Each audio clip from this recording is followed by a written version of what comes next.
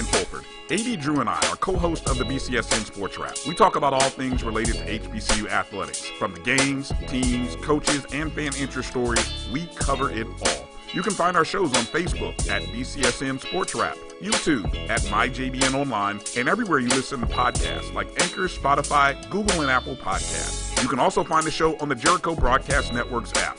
Make sure to download. We look forward to you joining the conversation and being a part of the show. When times get dark, we can't see the help that's all around us. Let 211 be your guiding light for mental health and other resources. Call 211 or visit 211.org. We are making the virtual HBCU experience available wherever you live through Stillman Online. We offer online degrees in business, criminal justice, psychology, and religion. Stillman also offers technology badges in cybersecurity and data analytics. You can participate in all student activities, fraternities and sororities, internships, graduation ceremonies, and much more. Apply for admission today at stillman.edu. Stillman College, where we prepare you for a different world. If you think all pads are exactly the same, think again. This is Always Ultra Thins reinvented with the Always Triple Protection System. This pad wicks gushes 90% faster, absorbs even more so you can feel dry, and locks odors in. Rethink your pad for up to 100% leak-free and odor-free comfort with the totally reinvented Always Ultra Thins. This is always like never before.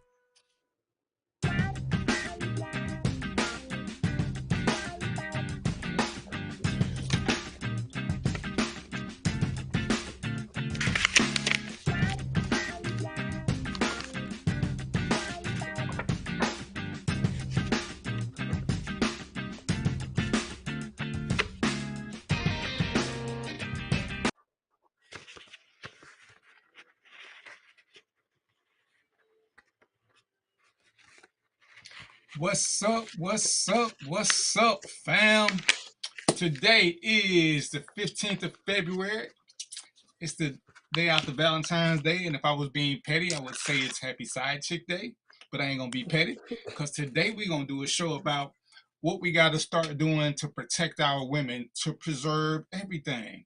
But before I get into that, I do want to start off my monologue, and shortly I'm going to do a show.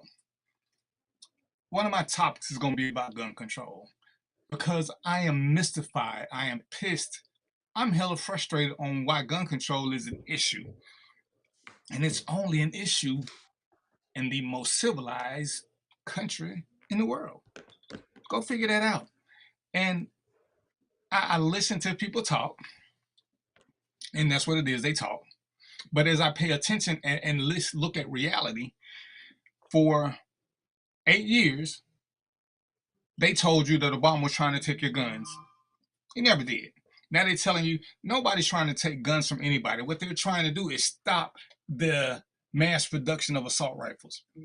That, I don't know, if you guys know hunters, ask the hunters how many of them use assault rifles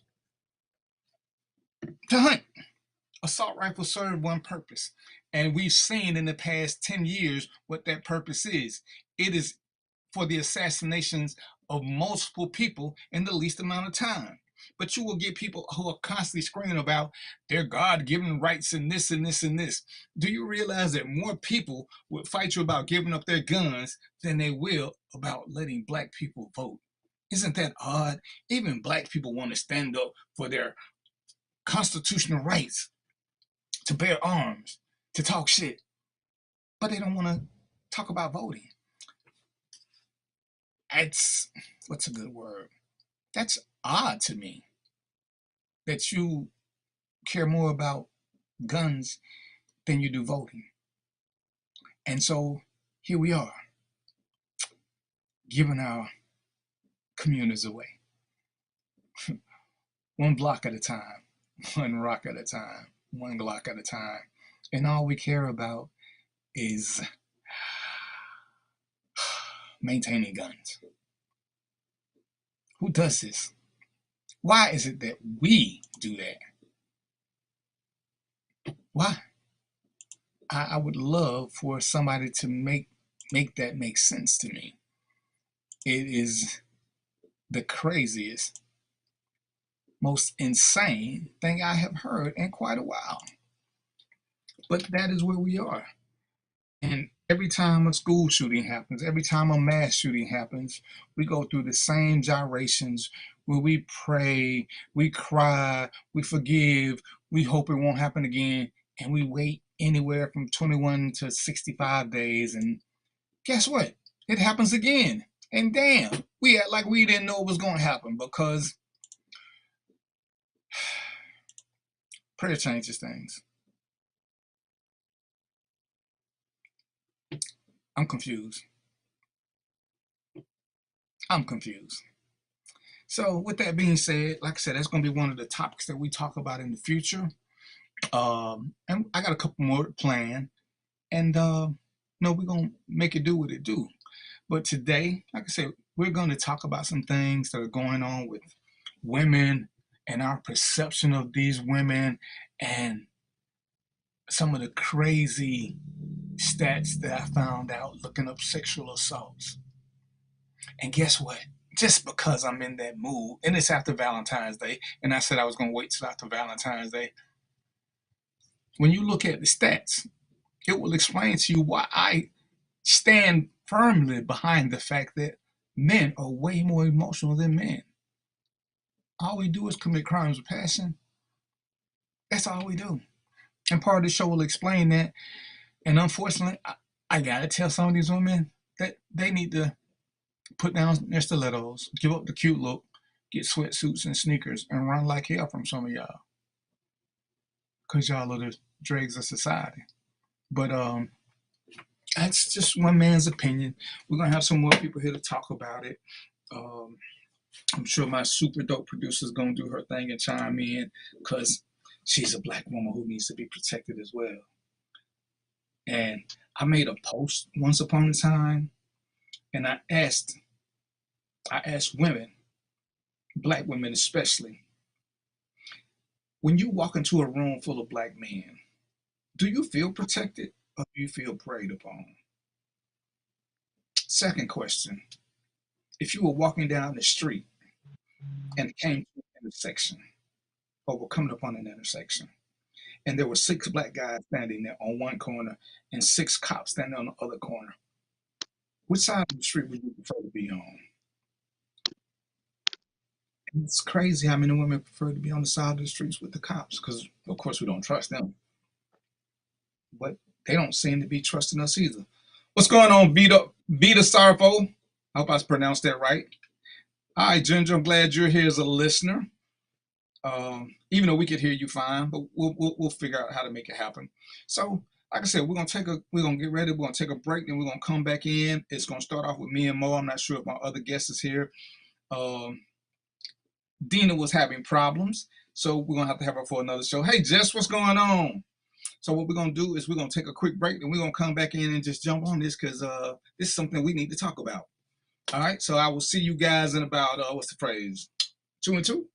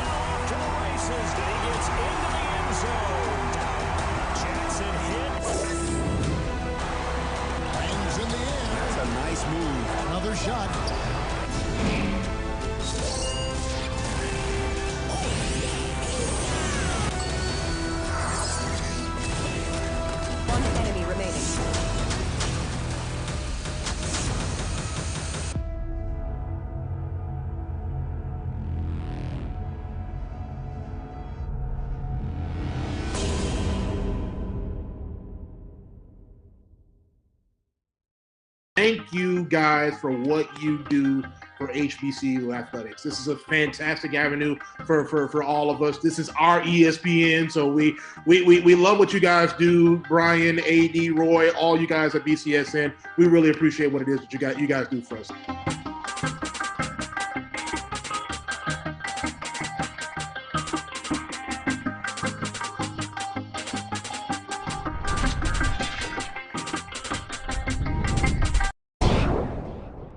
Follow the Black College Sports Network and all of our shows on YouTube. You can find us at MyJBN Online and on all social media at MyBCSN1. Maureen is saving big holiday shopping at Amazon, so now she's free to become Maureen the Merrier. Food is her love language, and she really loves her grandson. Like, really loves. Nope. Nope. Come on, him. Ooh, I like him.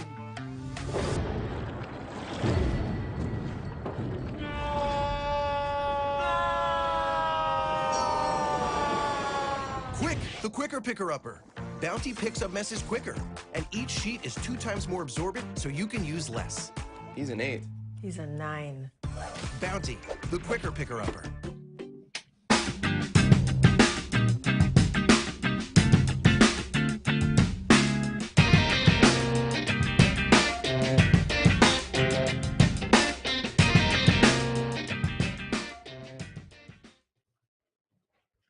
I just want y'all to know that little theme song y'all hearing that was created specifically for DVP by my boy, DJ Hobo. So I just have to make sure I give him a shout out. And again, this show is produced by my JBN and the overly talented Melly Mel, who's my super producer, who keep things rolling along. So let me introduce my co-host. Y'all know Mo. He with me a lot of times. He keep me straight. He's the same portion of the show. So he's going to be here with me. Where you at, Mo? Right here, man. All right. And I was say hello to the folks, Mo. Yes, sir. I'm Mo Triplet. So, I'm a champion of our people, of our young people and our culture. And I just want to help any way I can, man. Just to do something positive for our community. And our super duper special guest is Jeremiah, Mr. Bowtie himself.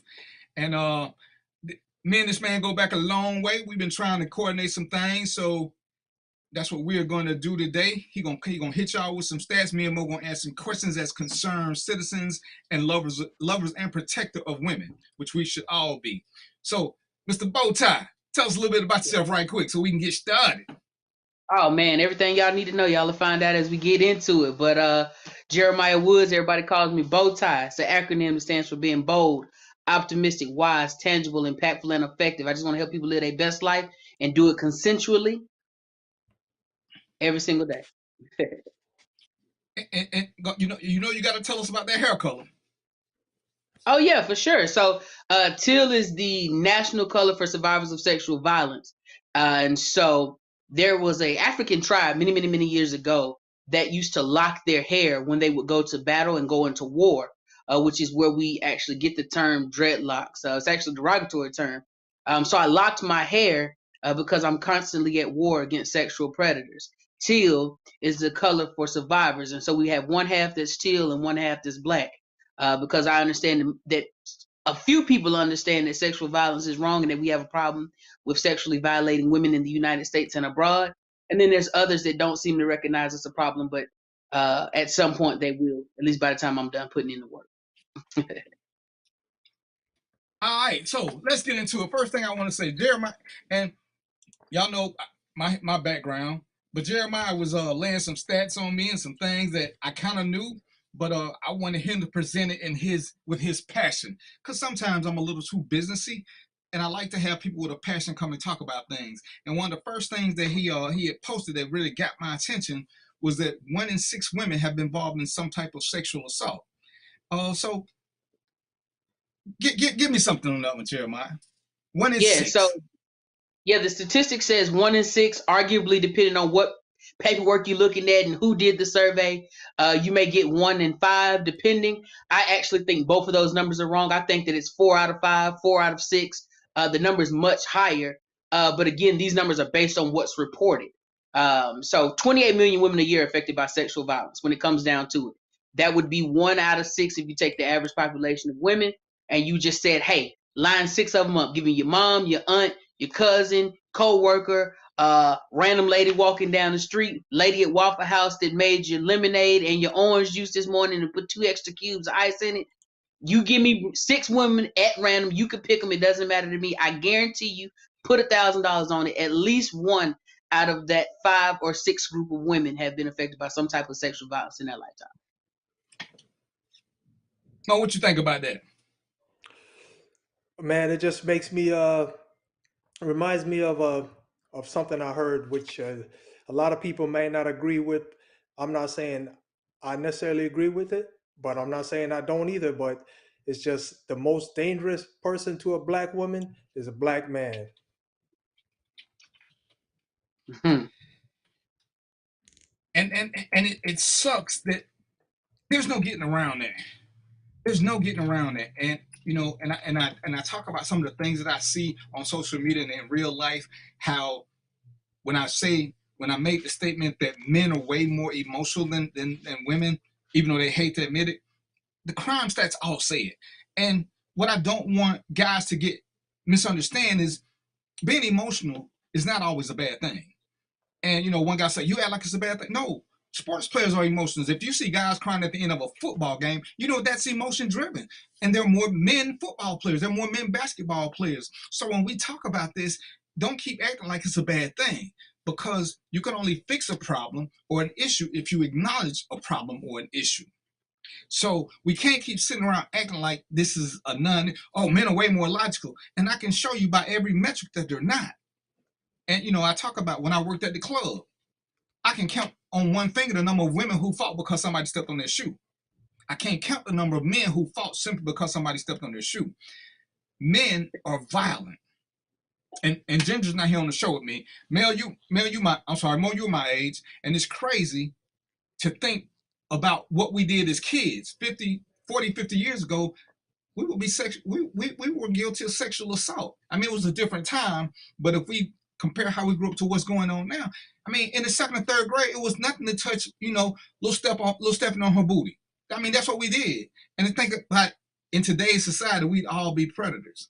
That to me is so amazing. And I don't want to negate what Jeremiah is telling us, because even though one is playful innocence, and we did it because it was acceptable at the time, what these guys are doing nowadays is not like that. You are imposing your will. One of the things that Jeremiah said in his introduction was consensual. Consensual. What we're doing these days is not consensual. It's not consensual. And yes, you're right, Ginger. Being a sexual predator is not just a black thing. It is a power thing. It's an insecure thing. It's still emotionally driven. And we don't want to accept that. So when Jeremiah started talking to me, and we started talking about what's going on, which is why I wanted to have this forum, because this is another uncomfortable conversation. Because black men especially don't want to acknowledge it. I don't know a lot of white men, but looking at the stats, they don't want to acknowledge it either. We always victimize the victim. And is that in your because Jeremiah's the next group I'm start working with, is that common in your with the women that you talk to, Jeremiah? Yeah, I think that oftentimes we you know, I had another individual say this on one of my videos. He said, well, that's not an issue we have in our culture. And I had to politely educate him that over 46% of the sexual assaults and sexual violences that are reported are perpetrated allegedly by white men.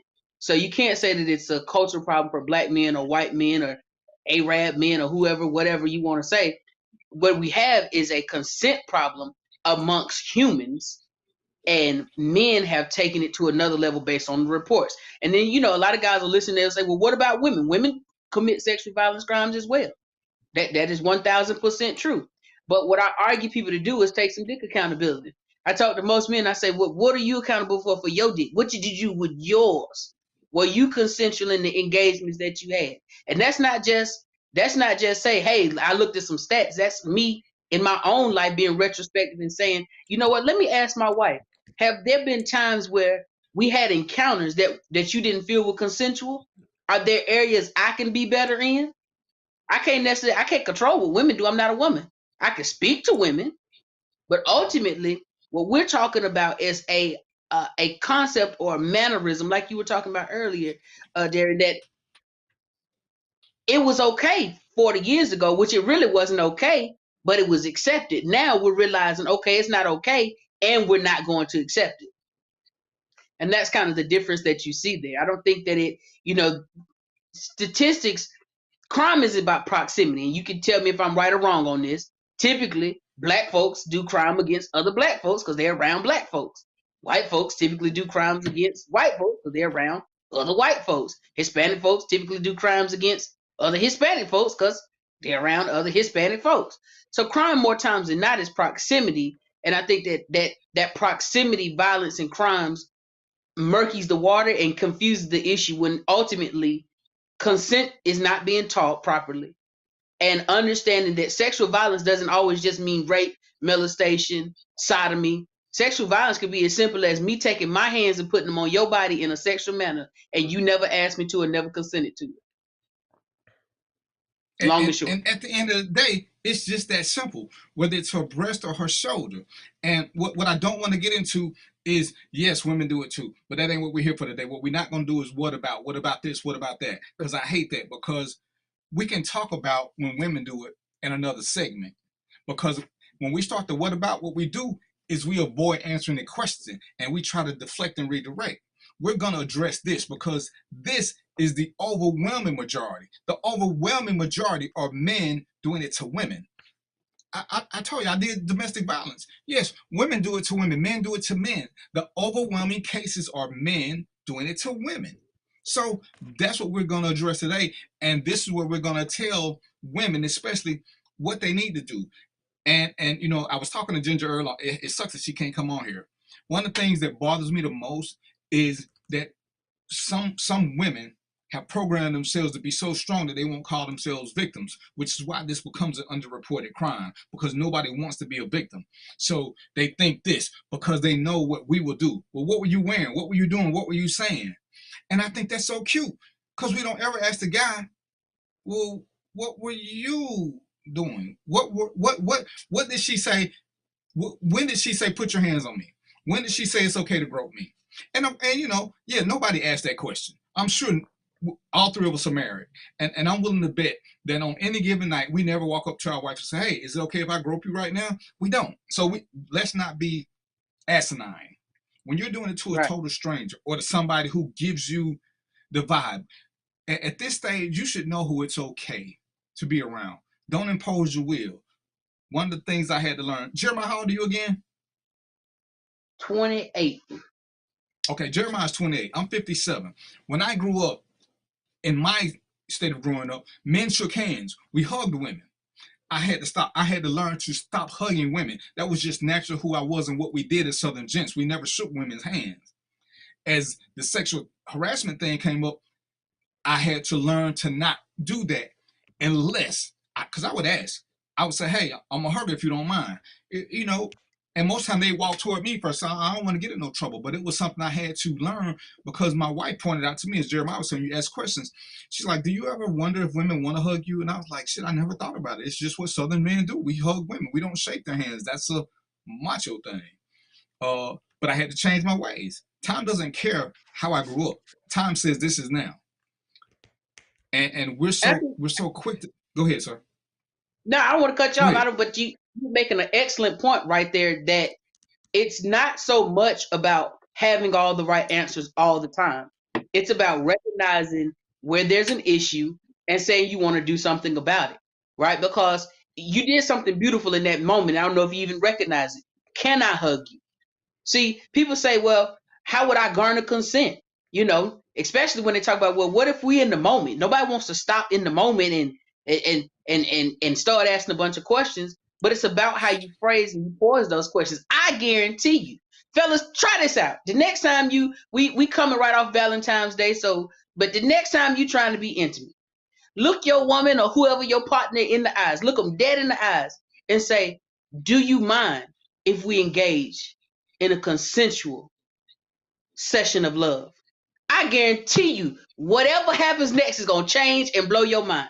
I guarantee you, because we as humans are not used to being asked for consent from birth.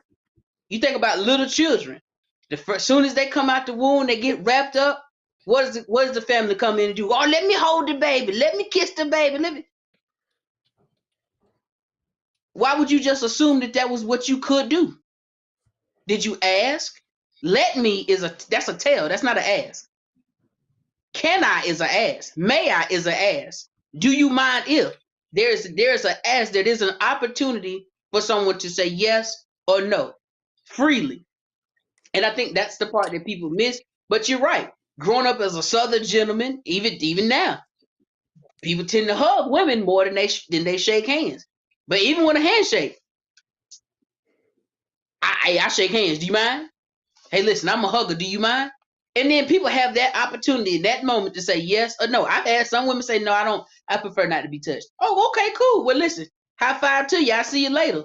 And the high five is me waving my 5 fingers high so you can see them in the air, not violating you.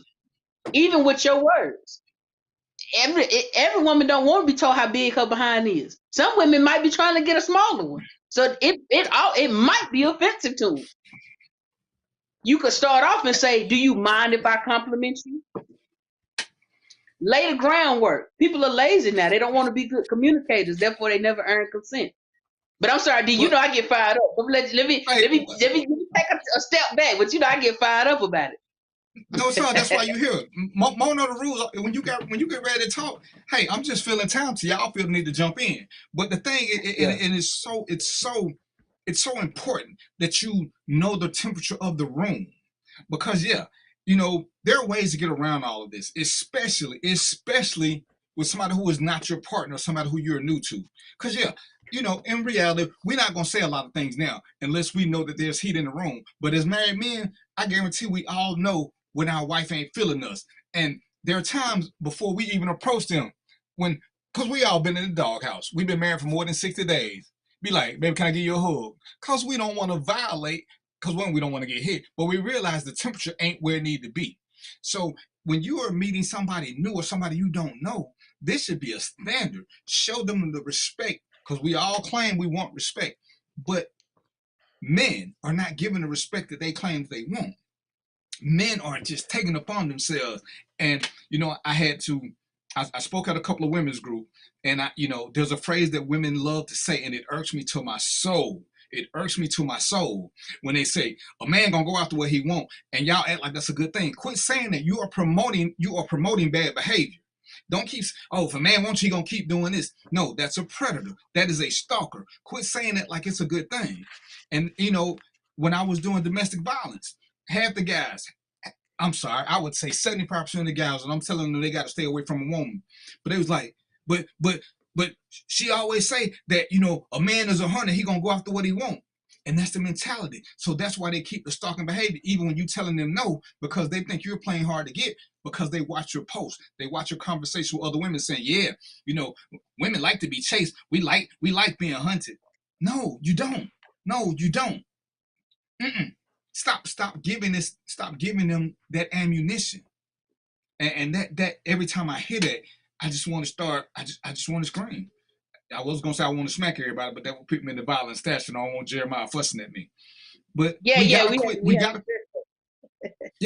gotta quit telling guys to be hunters, to be aggressive, to do things to prove that they want us. No, ladies, let me just give you a history. I think I'm the oldest one. See, back in the day when your grandparents, who y'all love to bring up, were doing things, grandma played hard to get for granddaddy. But guess what? She would make granddaddy a pie during the courting stage so that he kept going, because she was going to play hard to get. But she gave him something to let him know, hey, keep trying now. I'm just being hard to get because I ain't going to be easy. See, there was a back and forth. We call it foreplay. Y'all just think foreplay always leads to sex. But foreplay is the mental stimulation, everything that comes before. When you do something, when you ask a lady, hey, can we have dinner? She says, not tonight because I got to work. All right. Maybe she just don't want to tell you no in the first place. But when she come back the next day and she say, I'm free for lunch, that means she's telling you to continue to flirt with her. Look for these little signs.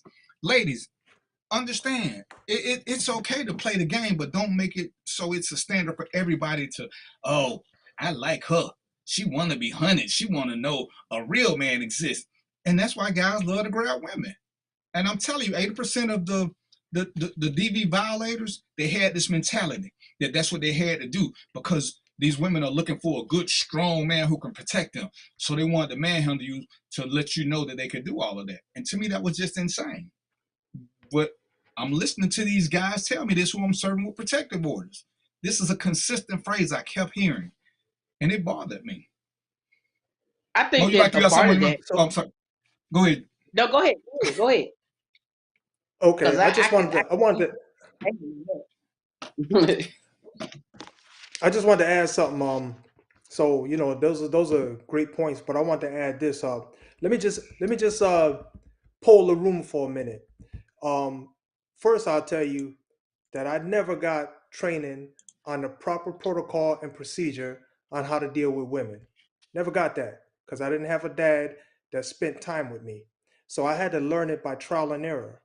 You know, that's the only thing I had.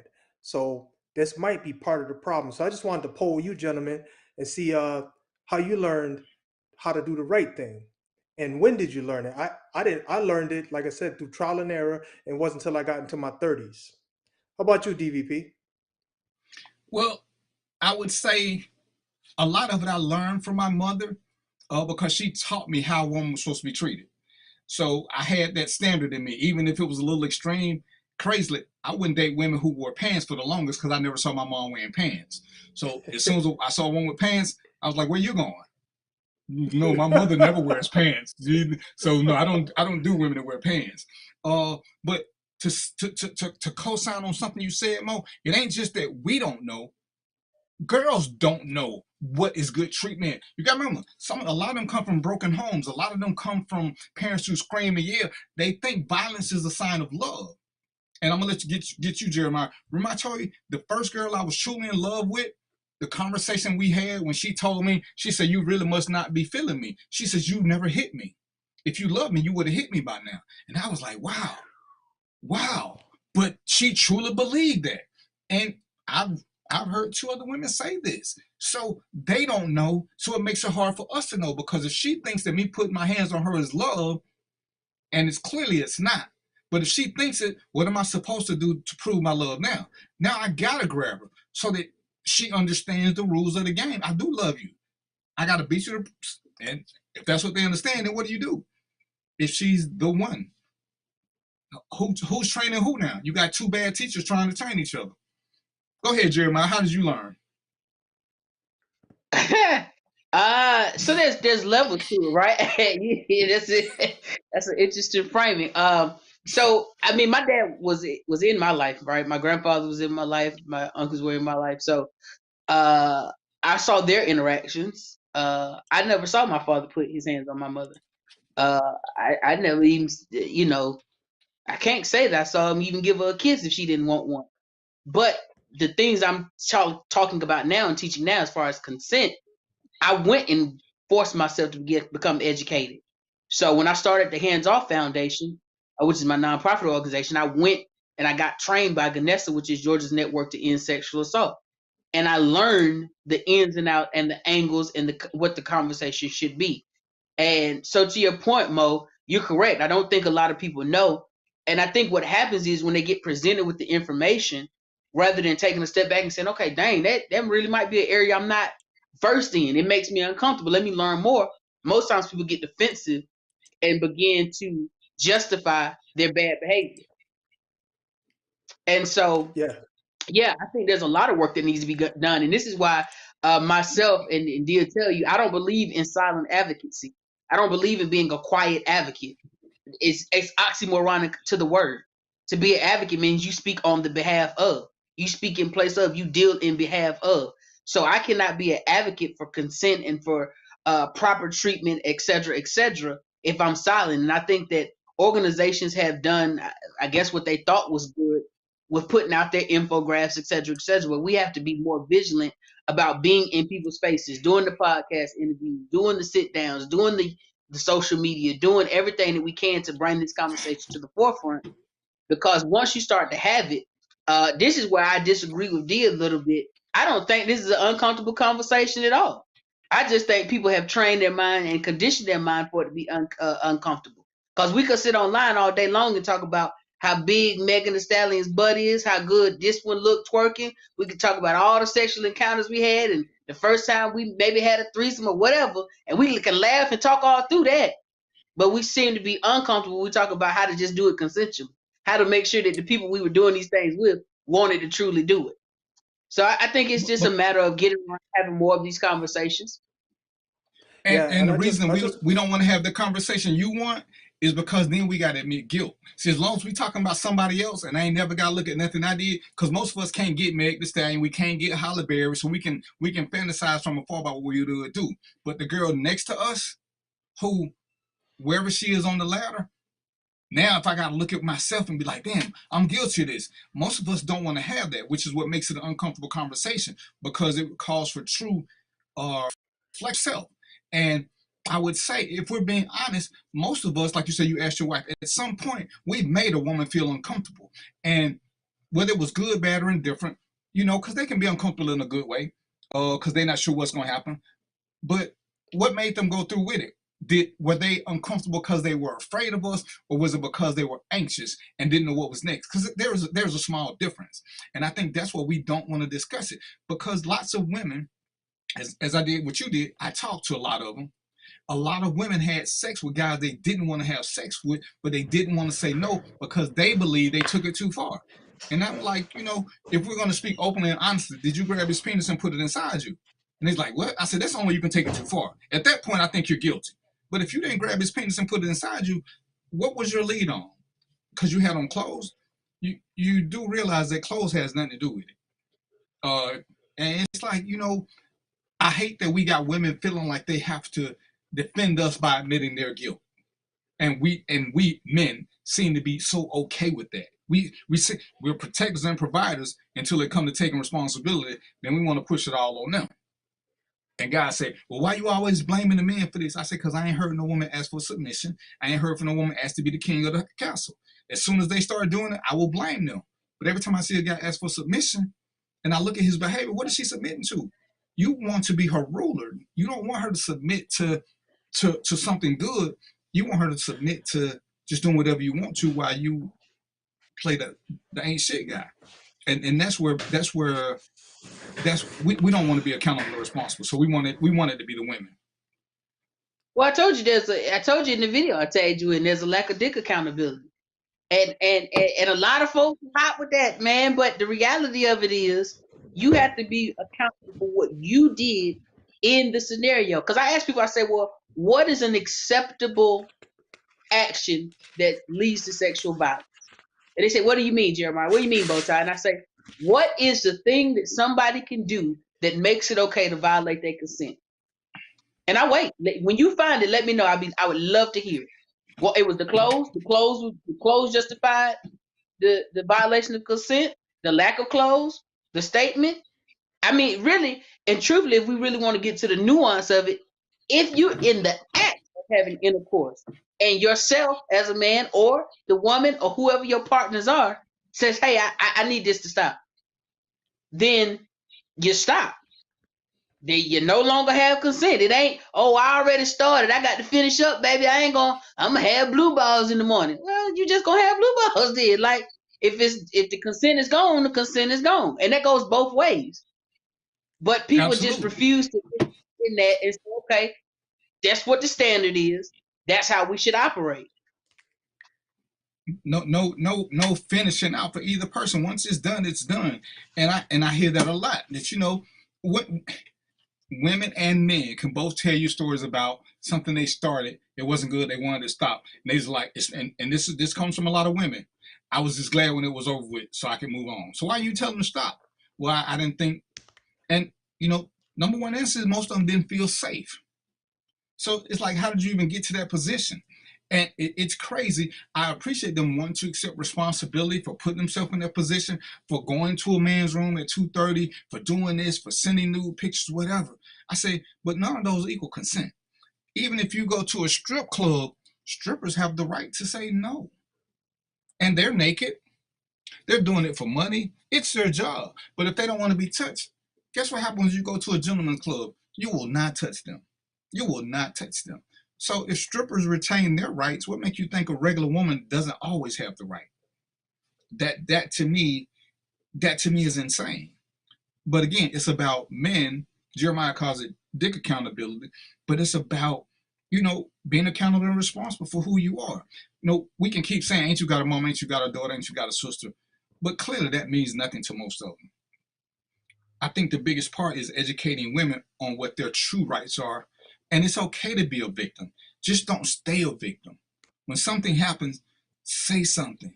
There are people out there who are there for you. Jeremiah has his organization. I'm going to start doing stuff with Hands Off. I put it in the chat so you guys can, I don't know how he takes donations, but, I'm sure he does. But if you guys want to help, it's www.handsoffoundation.org. He's going to tell you more about that too. But we gotta let women know it's okay to not want to be touched. It's okay to tell somebody to take their hands off of you. It's okay. Everybody who lets you touch them does not want to be touched. They just don't want to cause a scene. And I think that's where men get their comfort level from. Fellas, same thing. My second suspension, because I had a sergeant who liked to rub up against me, and I said, look, you're skinny, I'm skinny. As big as this doorway is, why is it we always fucking rubbing up against each other? And she wrote me up for disrespectful language. And it's like, y'all really gonna suspend me because she kept rubbing up against me? I'm 150 pounds, she's 112 pounds. The doorway is that big. We could turn the long way and never touch each other. Right. But I was being an ass because she was cute. You know how many men want to sleep with her? I don't, and I don't care. I know one of them that don't. And I just tired of her rubbing up against me. She smells funny. But it's crazy how it does work. But I wasn't afraid to say something. And ladies, you got to stop being afraid to say something. No man is worth all of that. It doesn't get better as time goes on. It just doesn't. I think you make an excellent point, and if you wanted to, and see, here's what's beautiful about when you actually just plumb the line, as my granddaddy would say. That's sexual harassment. You are in a workplace and you continuously being touched by somebody you don't want to touch you. That's sexual harassment. Truth be told, that whole company or organization or district or whatever kind of formation of that organization you're working for really could open themselves up to a lawsuit, a very serious lawsuit, because that's sexual harassment. That's if the same shoe was on the other foot. If you kept bumping against and rubbing and touching on her, sexual harassment. The law is very clear about what sexual harassment is. Now, I do think we do a piss poor job of prosecuting and showing sexual predators that we are serious about the violations and crimes they commit. I think we do an absolutely terrible job, quite horrendous job when it comes to that, to the prosecution of that. But there is things that are in place, and oftentimes we just don't realize that the thing is what the thing is. Because even listening to your story, you never said I was sexually harassed. You just said she kept rubbing up against me. But if you go look up the definition of sexual harassment, if she was rubbing you in a sexual manner in the workplace without your consent, that is sexual harassment. That's a firing offense. As a matter of fact, she should have been terminated immediately. You shouldn't have been written up. But men can't. If we complain, then we're gay, we're something else. Then we become, again, the victim becomes victimized. And that's the crazy part. Whether it's a man or woman, the system victimizes the victim. And that's something that we have to take accountability for, to let the victims know that they did nothing wrong other than being in the wrong place at the wrong time with a jackass, be it man or woman. And what Jeremiah said is true. It's harder for men to admit that they've been sexually harassed, abused, or anything else, because then they're looked upon as weak. I can't believe, again, you know how many men want her and you don't want her touching you? I don't understand what one got to do with the other one. I really don't get it. I just want her to quit touching me. That's all. I'm cool with her being a sergeant over there. I can hear well. I don't know why she's got to just keep. But you're right. I would never call it sexual harassment, and I don't think it was as prevalent back then. This was shit. This was in the early 90s. Yeah, right, early right, 90s. right. So then it was a different look. But men have to look at things differently. But the whole hands off thing.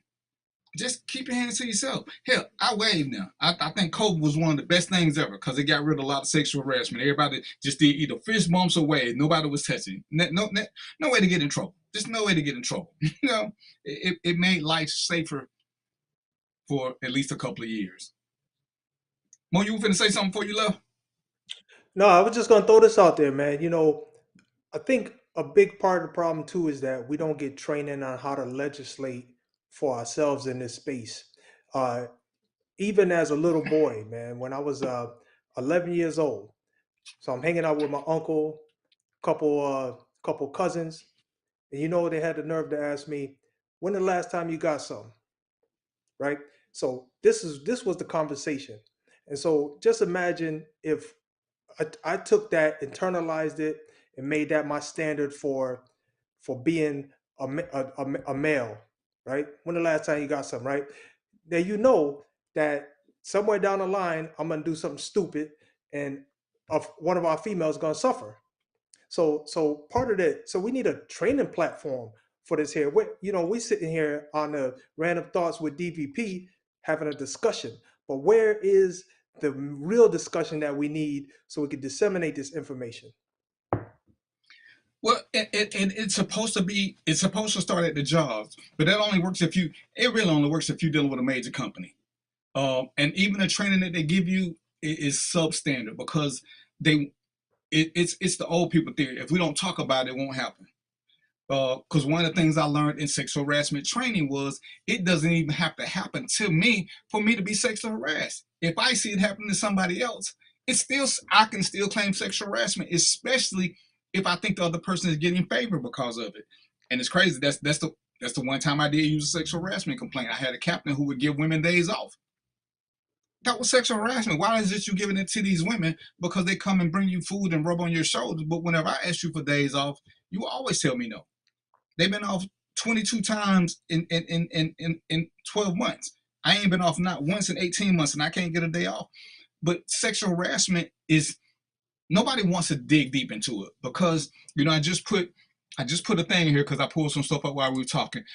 Sexual harassment is telling jokes. It's telling dirty jokes. It's passing pictures. It doesn't even have to have anything to do with physical touching.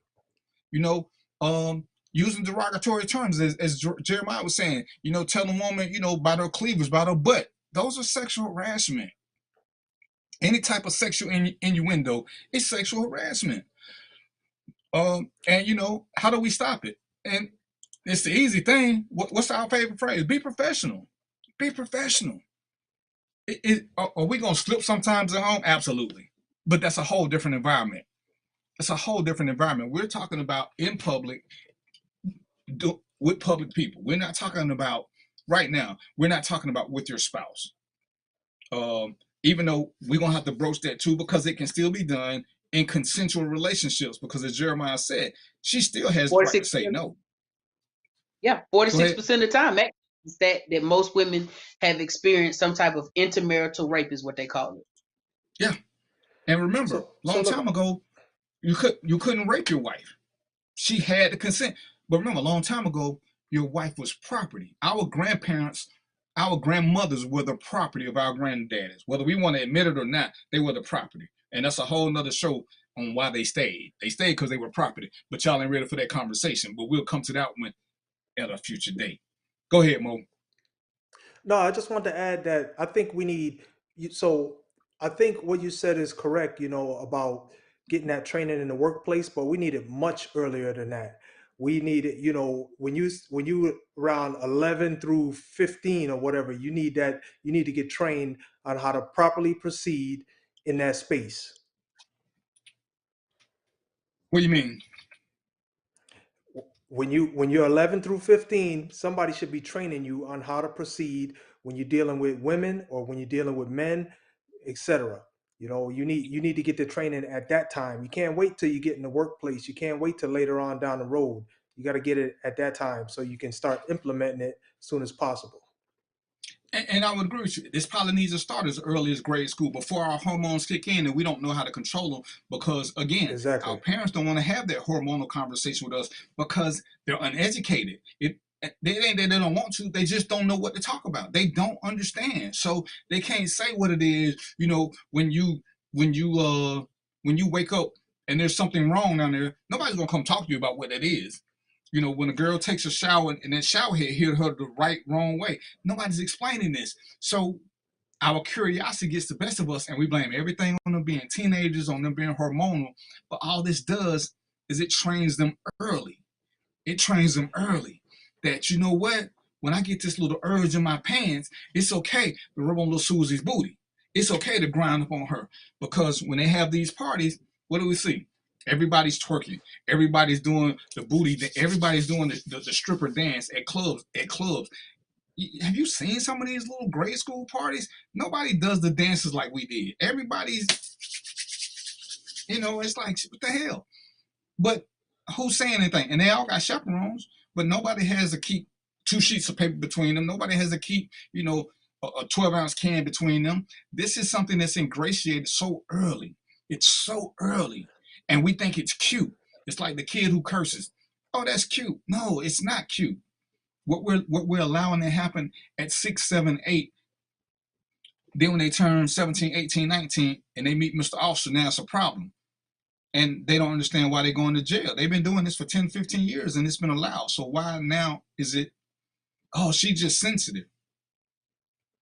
Yeah, Mo, I agree with you. I think that there are some trainings. This goes back to my statement about scared advocacy, right? So if you were to go out and you looked for how to have healthy relationships, how to have consensual relationships. If you go and you Google things like that, if you go Google how to fight sexual assault, sexual violence, sexual harassment, there are organizations that have put publications together. There's children's books that talk about how to there's books for parents that tell you how to talk to your child about these things, and there's also books for children that teach about those things. I think that step one, the easiest thing to start with is consent, because when we talk about consent, it's not just sexual, right? So consent is as simple as, instead of telling your child to go give grandma a hug, the conversation really should be, would you like to give grandma a hug, and does grandma want to give you a hug? That teaches consent. It doesn't have to just be with touching. It could be with food. Do you want the macaroni and cheese? Learning how to understand our ability as humans to say yes and no to something, and being able to make that decision, the earlier you are and you learn that, the better. Because what happens is, if we wait till you're trying to have sex or you're having these hormonal changes, and now we're talking about consent, well, you've lived the first 12 to 13 years of your life without any regard to consent. So now this one new thing, it holds no bearing of why you need consent. And why is this a thing? See, when I was growing up, I went to a private school, and we used to have to stand what they call 6 inches apart, or you have to stick your hand out, and your fingertips couldn't touch the back of the person that was in front of you, right? And we used to think it was the silliest, goofiest, craziest thing, but even that small thing right there teaches you how to maintain a boundary in others' personal space. Understanding consent means understanding that everybody might not want to hear your joke. It's okay to preference something with a little warning. Hey, listen, sometimes I crack jokes now that might be a little crude. Is that a problem? And now the person has the opportunity to say yes or no. But you did give a fair warning. There was an opportunity to have a conversation. I think that ultimately, as a society, we're weaker in communication. And that's why it's hard to talk about consent, because we don't understand how to communicate what we want consent for and don't want consent for. And it's almost like rape. Go ahead. Go ahead, D. Go ahead, D. It's almost like rape. They put too much pressure on the victim. When sexual harassment first came out, one of the first requirements was that the victim had to say, hey, I'm uncomfortable. Why does the victim have to say that? I don't have to say, hey, I'm going to make a crass comment. If you don't tell me that I'm offending you, there was no sexual harassment, because you have to let the person know, which to me was crazy. Again, we're victimizing victims. So I got to let you know that I don't like black man, white man, Jew man jokes. I got to let you know I don't like this. I got to say something. This is work. This ain't in your job description. But that was one of the biggest issues when it first came out, that the victim was Well, can you prove? Did you say this? Well, who heard you tell him to stop? Well, who heard you? You got to be shitting me. I gotta tell somebody to stop grabbing my penis. You got to be shitting me. Go ahead, Mo. Oh, I was just gonna say, yeah, no, that's facts right there, man. I was just gonna say, the environment I grew up in, there was almost a stigma in discussing sex and things within that space, So I definitely wasn't going to get the training. I had to get it through life and growing up. So we got to figure out how to make that a acceptable conversation. I know Jeremiah, it sounds like you do some work, in this area. So you probably can help people get over that hump, man. But we need to really make that okay to have that kind of discussion. Anytime there was a sexual discussion or anything like that, my mother was like, "You got to leave the room." And I'm like, yeah, I didn't know at the time. This was stuff I needed to know, So, part of it might be just lack of information, Yeah, and I mean, I'm a parent. Not to cut you off, but I get it. Yeah, it is awkward. I have a 3-year-old and I have a 12-year-old, both boys, and I don't entirely just want to talk about sex with my 12-year-old. It's not the even being an advocate is not the conversation I just directly want to have. But with that being said, you look for those pockets, right? So if you're watching this and you're a parent or you're a guardian or you're just involved and you say, hey, I just want to be better at this thing, whatever this thing is, you look for those pockets. So the other night, me and my son were in the store. This lady walked past and the things were thinking the way that they needed to think. It was a wonderful experience to see the came past, and so my son was looking and he was about to say something, but then he turned around. He just didn't say nothing. I said, "What's up?" And he was like, "Oh, nothing." I was like, "Nah, you had something you was about to say. What was it?" He was like, "Oh, that was nice." I was like, "Exactly. I'm glad you said it because I was thinking the same thing." I said, "Now, here's the difference. Granted, this woman is much too old for you. Let's just start there. It's not the league you need to be playing in. Let's go and lay that out. However, if you wanted to say something, the thing to do would be to say, hey, my name's, well, I ain't gonna say my son's name, but hey, my name is etc. Right? And introduce yourself. Too many people want to just jump right to the bedroom. If you was interested in the individual, do what you would do in a very basic scenario as an involved human and not an animal, and introduce yourself. Have a conversation. And so just those little things, that's a pocket, right? So we're talking about consent. Before you ever try to holler and tell her how fine she is and how curvy she is and how you like all the curves and you hope you don't crash going around them curves and all that, just introduce yourself. Say hello. My name is. What's your name? How was your day? Teaching those basic skill sets. And so, and then facilitating those conversations. So, right, Mo, so as of now, you could book me, right? If you wanted to book me, you could buy my book or you could go to the website. Or you could just say, hey, look, I got a group of guys. I want to have a conversation with this other guy, and let's just talk about life. And then while you're talking about life, I guarantee you something like this will come up, and you take that pocket to insert that education, right? So you don't just have to go full kit and be like, well, this is what sex is. This is what rape is. This is what sodomy is. That's a lot for anybody. But you can start with the basics of having the conversation, understanding consent, yes or no. Why were you touching somebody? Did they ask for you to mention anything about their body? Because it don't just have to be, we focus on the butt and the thighs and breasts and all that all the time. But I might not necessarily want you to say something about my hair. We saw with the Jada Pinkett Smith and Will Smith scenario. Sometimes you should just not talk about people's hair. So that's it. It's a process.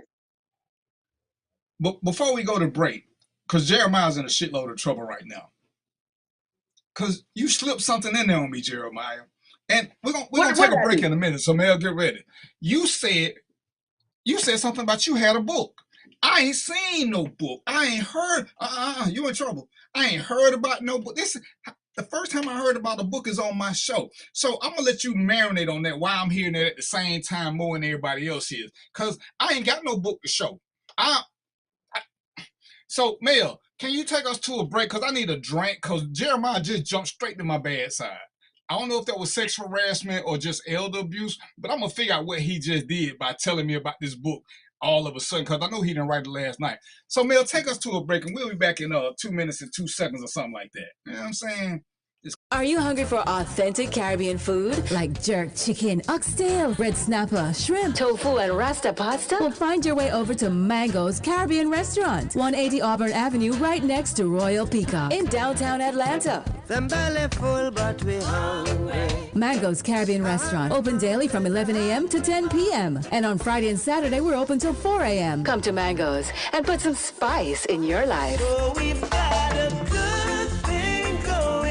Mango's Caribbean Restaurant, 180 Auburn Avenue, right next to Royal Peacock in downtown Atlanta. For more info or directions, call 404-698-3992 or log on to mangoscaribbeanrestaurant.com. For instant coupons, text MANGOS to 313131. Tell your mama hungry, papa hungry, brother hungry. Mango's Caribbean Restaurant, authentic Caribbean cuisines. Open up the door, tell your mama hungry.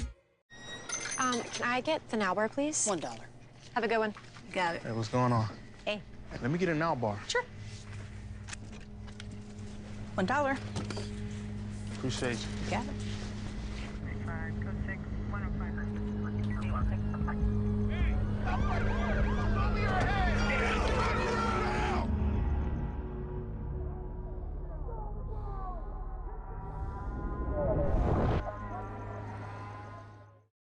The Cuvée Group is a Florida-based marketing and training consulting firm.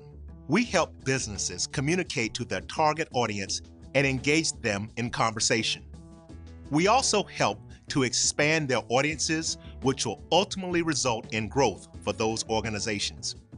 In addition to being a certified constant contact specialist, my colleagues and I are also certified in John Maxwell Leadership Principles. We use these proven principles to conduct workshops, training, and private coaching sessions for individuals and companies looking to take things to the next level. Contact us to schedule a free consultation. Issues today, don't delay, call Cuvée. Time to call a credit repair company to fix my credit. Hold the phone, man. You can do it yourself with Credit Versio. That's way too hard. Call the credit repair company. Most credit repair companies only work on 1 or 2 accounts at a time, making it slow and expensive. You won't figure that out for months. Ignore him. Credit Versio's brilliant software scans all 3 credit bureaus, finds the accounts that are hurting your score, and guides you through the entire process. Anyone can do it. Let's fast forward and see the results. Wow, I fixed my own credit and saved hundreds. You can do this. Visit creditversio.com. You're looking for the latest information on Southern University sports, the Southwestern Athletic Conference, and HBCU athletics. There's only one place to go. Tune in to the Carlos Brown Show, exclusively on the Black College Sports Network. From novice to aficionado, find yourself here. High quality cigars plus personal customer service. Slow Burn is Waco's only mobile cigar lounge, featuring a meticulous, curated collection of premium cigars. Visit our website, www.slowburnwaco.com. That's www.slowburnwaco.com.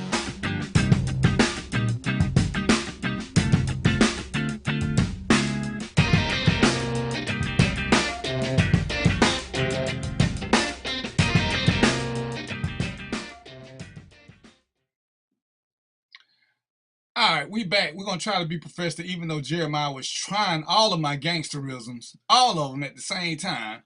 But we're going to make this a good show. Ginger wants to commend you on educating our youth. And one of the things I want to say, and Mo touched up on it without realizing it, is that we can't just educate boys. Girls, ladies, you got to start educating these girls about what is acceptable and what is not. It can't be a one-way street on this one. It can't be. If they don't know what's wrong, as Jeremiah's examples were, about asking grandma for a hug or asking grandma this, we're going to make it real. Stop, as they say, stop telling your children to go play with the uncle, sit in the uncle's lap. Ask them how they feel about it. This is something that has to be done as soon as they can start forming words. Are you okay with this? Are you okay with that? And I'm going to give you this, parents, As a parent, if your child is not okay with something, you should be the first line of defense, and don't make them do something that you know they're uncomfortable with. Don't let anybody pull them out of that comfort level. When uncle like, hey, give me a hug, you go ahead and intercede and make the first step. You know, hey, he, whatever is going through a phase right now, so we're not just giving out random hugs. Well, I'm the uncle. It don't matter. This is what we doing. Respect it or get the F out. But this is what we got to start doing, because too many times it's okay with family members, and the stats still say that most of these assaults are family members or people within your immediate circle. This ain't strangers. Like, I don't know if y'all saw the thing where the guy grabbed the girl's butt at the Applebee's or something. Most of the time, it ain't like that. Most of the time, these are intimate people. These people are in your circle, and it's easy to get away with. And I don't want to get a lot into incest and rape and all that, but it's all up the same tree. These people are in your circle. They threaten your kids. Oh, you better not tell so-and-so this is going to happen, because the parent has given this person authority over their child. So the child doesn't feel comfortable saying something. And this is where we got to start listening more.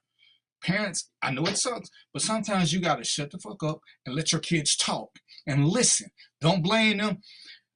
I learned if you have a child and your child is not like who you're dating, regardless of the reason, you need to listen to that. If they just doing it because they jealous or whatever, again, you still need to listen, because what they say, where there's smoke, there's fire.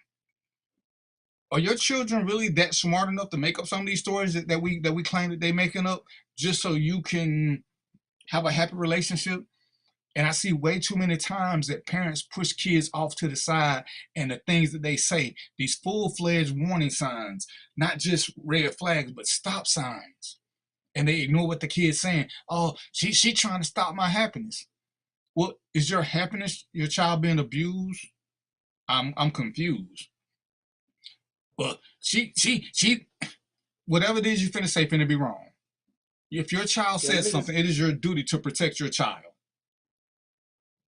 What'd you say, guy? Yeah, I just wanted to add this comment, man. You know, as a child, man, I was scared to tell my mother anything because I thought she was going to wild out, or I thought I was going to get in trouble. So to Dee's point, the children need to have an advocate. You got to be their advocate. You got to be able to listen to them and take appropriate action without making them think that they're the problem.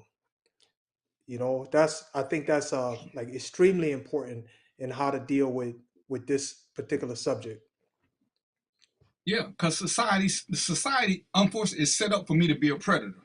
Because if you have power influence, you get to get away with a little bit more. Because I'm not sure how power influence makes you more honest, but that's just where it is. Don't say nothing. Don't do this. You know, and I hate to use this example, but it's relevant. With all that R. Kelly went through, when you look at where it started with him being sexually assaulted, and nobody did anything. You see when him and his brothers talk about it, they all start breaking down in tears. None of them can tell the story about what happened to them as little boys and keep a clean face. But they never addressed it amongst each other. They just kept letting it ride. They kept letting it ride. And you see what it turned him into. Not that that's a whole excuse, but it's a start of how he perceives sex as a straight power stroke, as a power move. And this is something that, as parents, we create this, not the government, nobody else. We create this environment, and it's not a safe environment. And every child that's here, the parents chose to have that child here. No child is here without the parent having a choice, the mother specifically. So once you make the choice, you choose to be their protector and provider for life. You can't just dismiss that because they're having a moment. We all have moments. But sexual victims, you're right, Ginger, sexual victims either become predators or they become protectors. They're going to go to one extreme or the other, either because of what they've been through and they never got over it, or because they went through it and they made it through it and they think it's normal. They don't stay in the middle. They go to one side or the other side. And as Jeremiah so eloquently brought to my point before, sometimes we don't even realize it. But see, now that I have to accept that I was sexually assaulted, it would make sense why I'm so aggressive about defending women or defending people who are it. I thought I was just a good guy. But in retrospect, it's because of my experiences. I don't want nobody else to go through that. So thank you, Jennifer. Jeremiah, now I got PTSD because of y'all. I'm blaming y'all again. But that would make total sense in the conversion. Those who have been violated either become the most protective or the most aggressive. And you know, this is something that we have to take care of. Even though mine happened as an adult, it doesn't matter. I think Mo, you pointed out. Hell, I was a cop. How does a cop get sexually assaulted? Bullshit. Because I'm a man and men don't get assaulted. I got an S on my chest. Nobody can assault Superman because we're in denial too. But this is one of those things is we got to start having conversation. We got to. And we got to make it okay to have the conversation. For a man to say, yes, this is what happened to me. For a kid to say, yes, this happened to me. Protect me, mother. Protect me, father. This is what happened to me. Go ahead, Jeremiah. I think that you make a good point. Societally, we've been just bamboozled, hoodwinked, as they would say, led astray, in the words of Malcolm. Run them up. Right. Because ultimately, what we don't realize is that there are other forms of sexual violence other than just rape, molestation, and being grabbed off of the street, which leads more into sex trafficking. But we talk about those three a lot because we can fathom it. We can say, well, I saw that on Law and Order or I saw it on the news. But more times than not, we do a number of things. And I keep saying this, I keep harping on the consent part because that's the biggest piece. One, if we consensually engaged in an activity, that's a whole different conversation. But once there's no consent and it's not freely given, it's not coerced, because there are times when folks will say, well, they said yes. But was it a freely given yes or was it a coerced yes? Did they feel pressure to say yes? Did they feel they had to say yes? If not, they would be in some type of danger. Because there are very public scenarios where there was a woman who she and her friends were out at a restaurant. I believe this was in Atlanta not too long ago. And the guys start trying to hit on the girls like, hey, you know, what's up, what's your name, yada, yada, yada. And they was like, oh, we not, we good. We just hanging tonight. We're not trying to meet no new people, nothing like that. And he started yelling and cussing at them. Of course, they yelling and cussing back. He goes around the corner, come back, and starts shooting them. So I think that was in Alabama. Well, I think it happened in Atlanta too. Yeah, okay, there was I know the lady that was riding the scooter got shot in her leg. A guy was walking past trying to shoot his shot, and the girl and her boyfriend were together. She basically said something to the effect like, no, I'm good. I got a man. He right here, whatever. Buddy comes back and shoots her in the leg while she's riding the one of the little electric scooters down the road. And so the point is, we have been so trained, if you will, that sexual violence only happens one or two or three ways, when it's a large amount of different ways it can happen, over 21 different types of sexual violence. And on top of that, what are we doing to prosecute those individuals when they make these violations? Because one could say, well, you could have just gave the man your name. But no, why do I have to give you my name just because you asked for it? Why do if I don't want to talk to you, I don't want to talk to you. There's nothing that a survivor, and this is what I want survivors to understand if you listen to the show right now, or if you see the replay or etc., however you come across this. There is nothing you can do that justifies sexual assault. I don't care how many scenarios people try to throw out there. I don't care how they try to play it. There's nothing you can do that justifies somebody violating your consent. Point blank. Absolutely nothing. Period. Absolutely nothing. And there's not a scenario. I got a call the other day from a guy I knew, and he was like, I need you to tell me if this is this. You know, his friend's son was out drinking with some girl, and they end up having sex, and she cried rape. And I was like, he's like, but she didn't do this. I said, but just tell you what the law says, and the law is clear. If they've been drinking, if they've partaken in any substance that would impair their judgment, they cannot legally give consent. That is the law, plain and clear. You get a little leeway in a long-term relationship. You get a whole lot of leeway in a marriage. One of the things that is dating, I would never sleep with a woman who I thought was too drunk. I don't care how much she pulled and tugged and whatever. Because you can't give consent.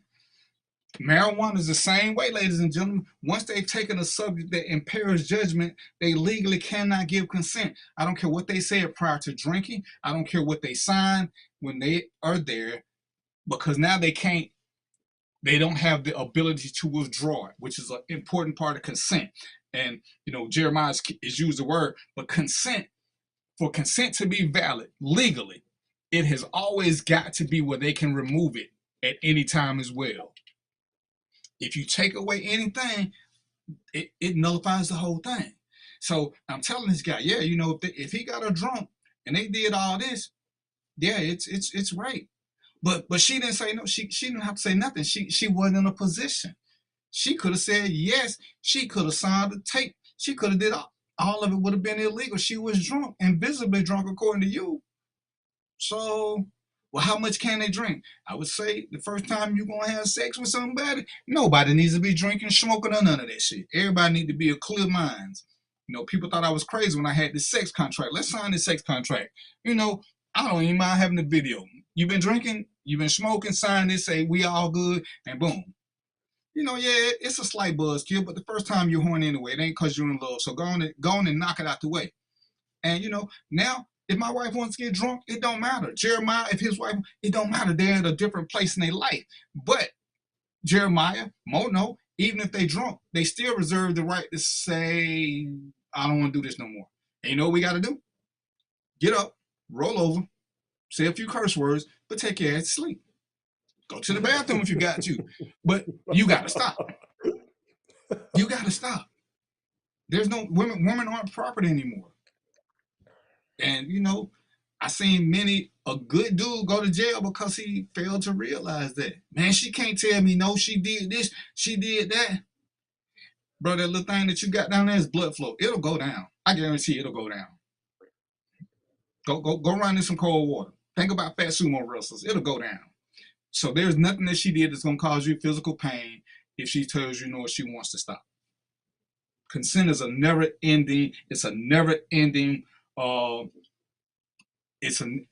never goes away. It never goes away. And even the thought that well, because we started something, she can't tell me no, or we have to do this, that in and of itself takes away all consent. Consent, if you want to put it at its rawest form, means the ability to decide. And if you take away somebody's ability to decide whether that decision is yes or it's no, then they don't have consent.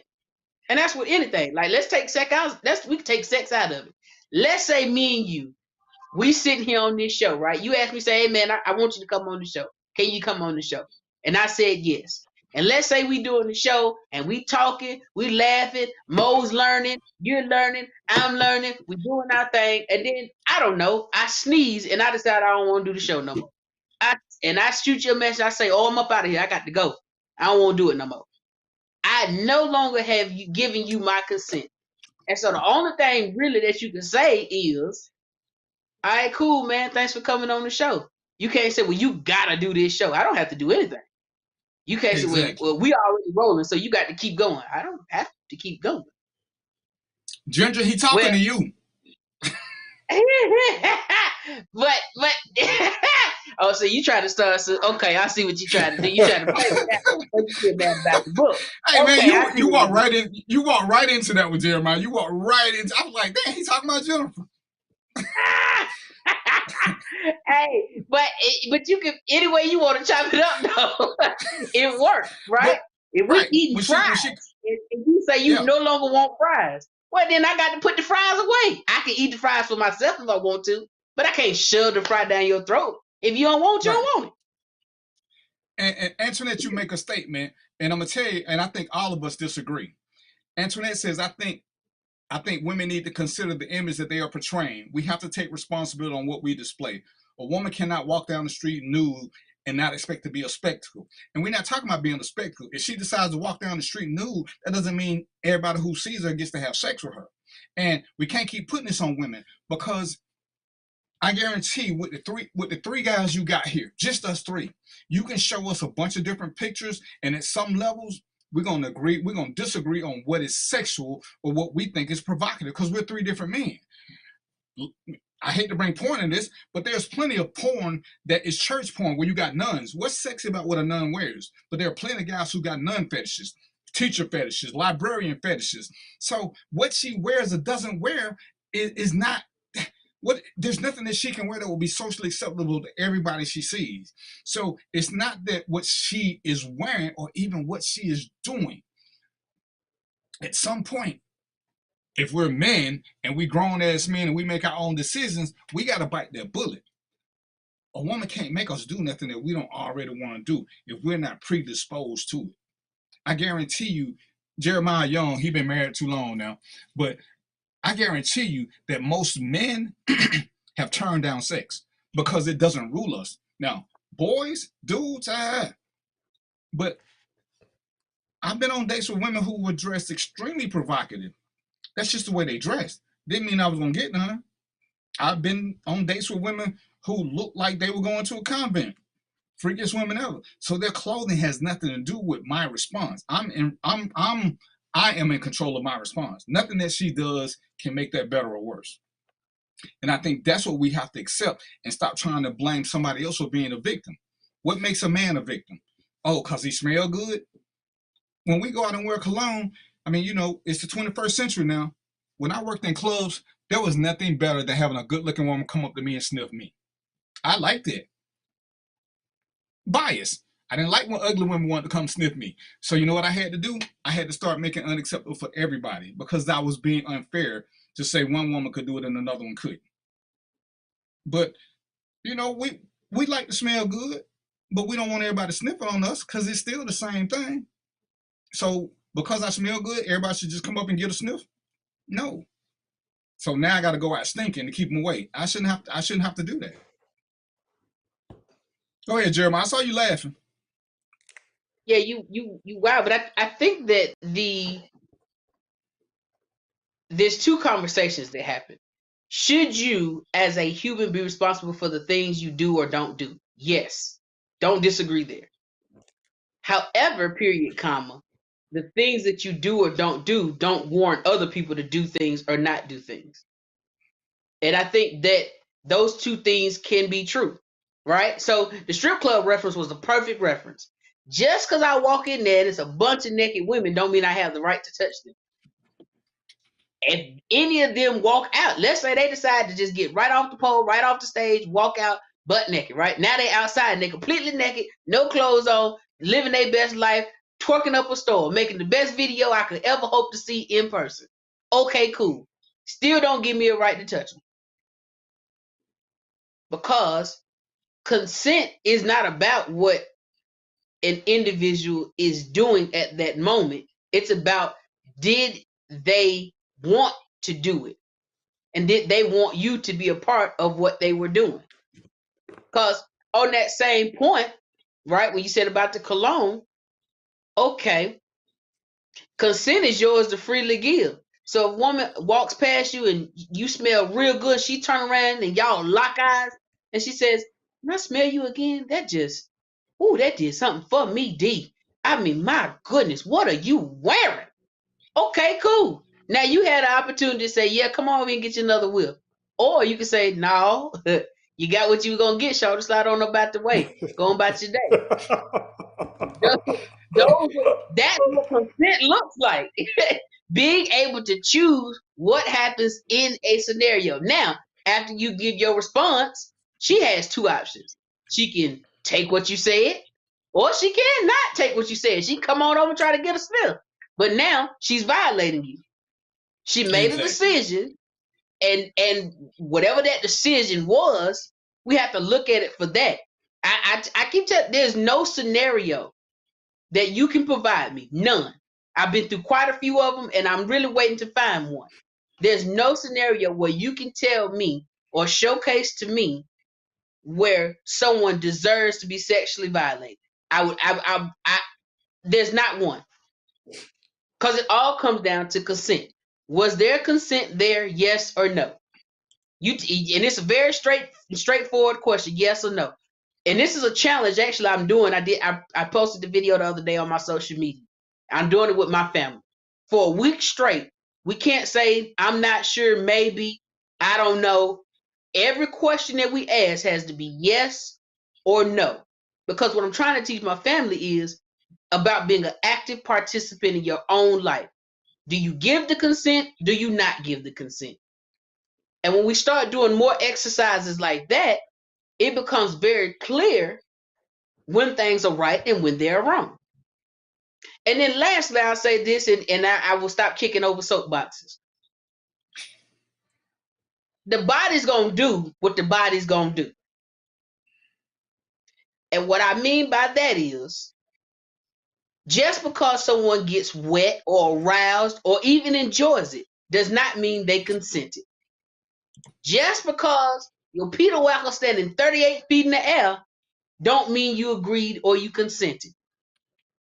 There are numerous scientific studies that shows the body does not necessarily know the difference between an assault or not, because arousal is not based on that. So if you like when somebody kiss on your neck, and let's just say I don't know how you like them. You like tall, slender, or you like them short and round, whatever your preference is. You like them like a hash brown. It don't matter to me. They come up and they start kissing on that neck. Or maybe you like somebody to play with your ear. I don't know. I don't know what your thing is. Whatever it is. Person comes up and start doing that. Your body's going to respond how your body's going to respond. Am I right, Mo? I don't know what you might like somebody to twinkle your nose. I don't know. I don't know what your thing is. That's your thing. It ain't my thing. It's yours. So if you like when they rub your nose, if somebody come up and rub your nose, whether you wanted them to or not, your body's going to respond accordingly. Your body going to say, hey, wait a minute now. Oh, okay now. What's going on here?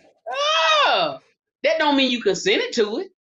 And people have gotten that very, very much confused. So in the case of, just like you said with the young lady being drunk, just because y'all was both drinking and y'all both felt aroused don't mean you could give consent. People gotten the things intertwined and they done got it confused. Just because I'm aroused don't mean I agreed to it. It just mean my body likes what my body likes. The sensations were the sensations. I don't know. Y'all don't hear me. So important.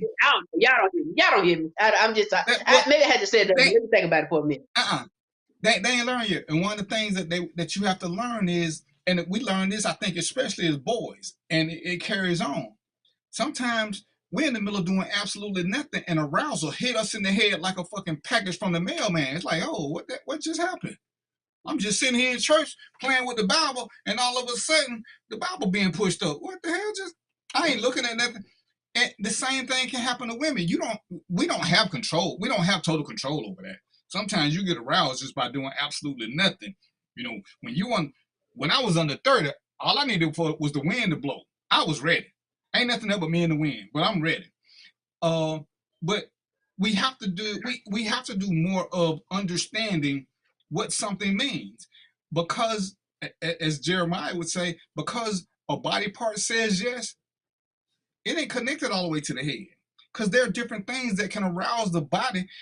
You can be aroused from pain. The body's gonna do what it do. When that blood starts going wherever it's going, you thinking about the pain, but all of a sudden you got this heart. And I remember that used to be a thing. One of the Republican congressmen said, a woman can't be raped if she's moist or if she gets wet, because clearly she wanted it, or her body would have shut down. It's like, dude, where'd you get that from? No, that's just when you show up with that ugly ass face of yours, shit shut down. But that ain't the way the body works. And too many times, again, we look to victimize victims. Because our body gives a response that our mind ain't going through, we try to override that because we don't want to be guilty of being perpetrators. We don't want to be guilty of being predatory. And I'm sure that for the most part, most people don't want to be. But if we look in retrospect, I don't think we can honestly say that at some point we weren't, whether it was through ignorance or arrogance. I think at some point most of us have been predatory based on what we wanted, and we changed consent to be instantaneous and long lasting. Oh, if she let me kiss on the back of the neck, if she let me rub on her, she let me rub her stomach and touch her breast, that means yes. So now when she's trying to pull away because she don't want to go that far, now she playing hard to get. Oh yeah, now she want me to grab a little hard. Let me show her who the man is. And at some point, as we discussed, fear kicks in, survival kicks in. Is it easier for her to let me get it over with and her live, or does she want to fight and risk dying? And we try to say that the fact that she didn't fight means she wanted it. Again, we're victimizing the victim. We're victimizing the victim. Jeremiah's in his 20s. He's come from a different generation. If Jeremiah mess around and get aroused around some women and they want some, and Jeremiah's like, nah, I can't do that for whatever reason. Now Jeremiah, we're going to act like he's single for this show because his wife ain't around because I'm scared of her. But now he's aroused and, you know, he won't get these women on. So now he got to deal with being taunted, with being called gay, with this, with that. Oh, what kind of man is it that don't want this? And now it's, again, the victim is being victimized because we don't want to give him the right to say no. The ones who are victimizing him don't see themselves as predators. When guys are being aggressive with a woman who's trying to get away because we think she want to wrestle and play, we don't want to call ourselves predators. So we try to dance around it and say somebody provoked us. That's the issue. How do we get rid of that and flip who's being judged? Because we don't judge the aggressor. We judge the victim. Time and time again. Antoinette, when you're talking about the way women dress, well, when you look at statistics, and I can only deal with what's reported, most victims of sexual assault don't come from the sex industry. Wonder why that is. Because most of these assault victims, the clothes are ripped off. So that knocks sex victims out the way. So in theory, if women walked around naked, there'd be less sexual assault. Because that's too easy. But most of them, I ain't saying that they ain't never been through nothing, but they don't go through much at work. Most of the DV cases are regular women. Most of the sexual assault cases are regular women who got regular jobs. This is a power move. This is a self-control move. This is a about me selfish move. There's nothing that she, in this case, we just using women, there's nothing that the victim can do about being victimized. Nothing. If I don't have the cologne on, then what? They're going to still find a reason to smell me just so they can get close. That's what we do.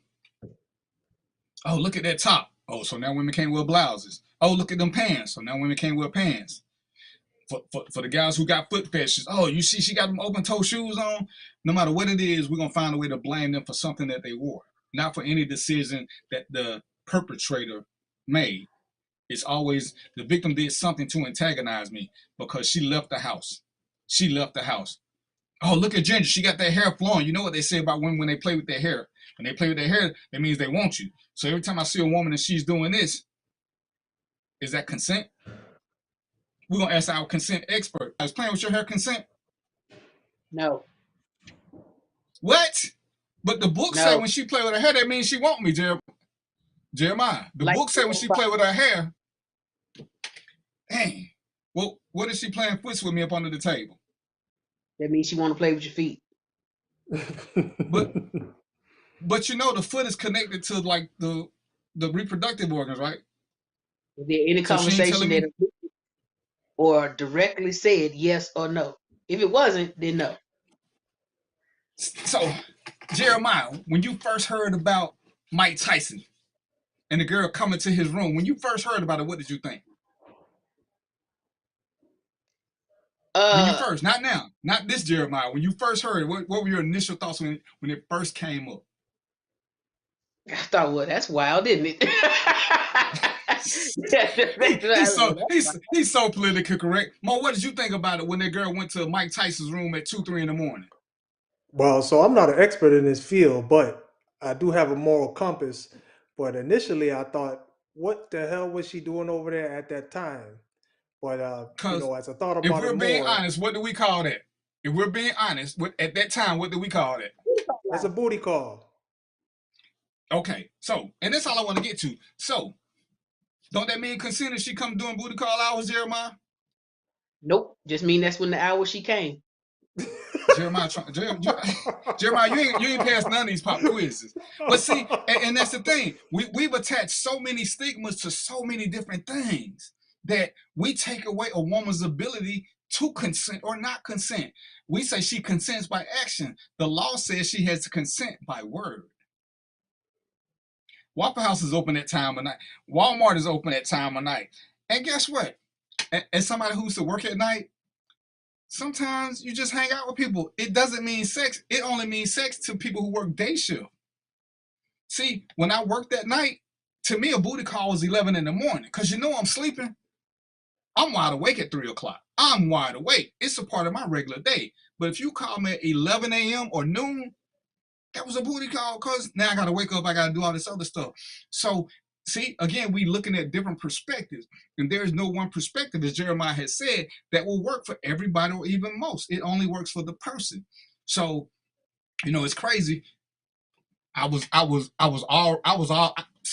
in Jeremiah's class before he knew it. You know, I had women who would call me at 11. I'd be like, what's up? They're like, can I come over? I said, I'm tired. Are you coming to have sex or are you coming to talk? And they're like, oh, I'm coming for sex. Okay, the door will be open. See, now, as Jeremiah would say, that's the first part of consent because we've already discussed what we're coming for. I don't want to talk at 11 o'clock. But again, once they get there, they change their mind, all I can do is put them out. Because they ain't got to do it, even though that's what we agreed to do. Because I did learn to ask these questions because I don't have time for foolishness, fuckery. What are we doing? What are we doing? I'm hungry. Well, eat before you get here. I don't cook. But again, these are little things that we can do because the consent doesn't go away just because we agreed to something initially. Jeremiah, you're going to stop laughing at the host. You're already in trouble. My apologies. My apologies. He don't even mean it. Did that sound like a legitimate apology? How you going to apologize and laugh? Well, you know, hey. But you know, it's very factual, right? That's actually we have to retrain our minds. And I talk a lot about this. You have to condition your mind to lean away from the status quo and lean into what is true reality, right? Technically, there should be nothing more attractive than somebody really truly telling you what's on their mind. So you called me, and let's say we having that exact conversation. You coming for food or you coming for sex?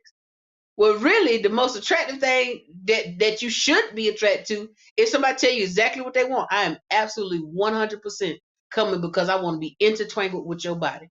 Your eyes and my eyes locked. That should get you right up out the bed. Not playing 38 hours worth of games. Well, I don't know. Maybe not. Just depends. Gas is expensive to be maybe, and not, and just depending. You better figure it out before you get in the car.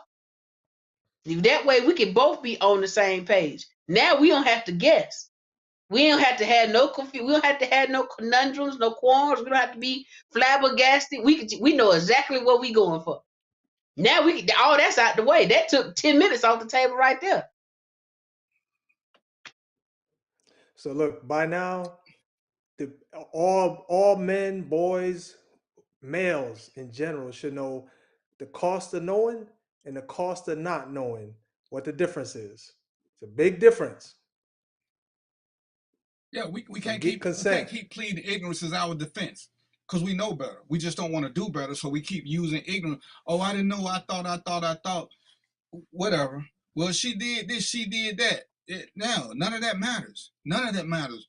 We probably have all flirted with the wrong person a little too long, and they took it the wrong way, and we had to realize that we weren't actually flirting. We were just being friendly, but somebody took it the wrong way because they were in a horny mood.